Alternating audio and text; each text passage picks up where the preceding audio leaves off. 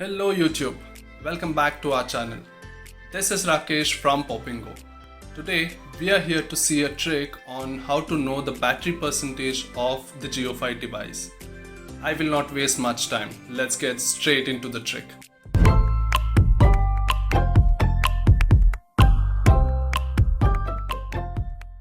First, go to Play Store and search for the app named Hotspot Manager for JioFi. And install the app that's developed by the enthusiast. Once you install the app, launch the app, and as soon as you launch the app, you can already see the application is showing the battery percentage of the device.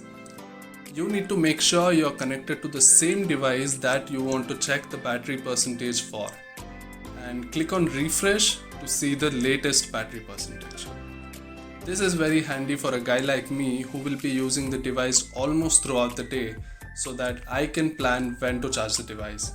Hope you enjoyed this video. Let us know your feedbacks and inputs in the comment section.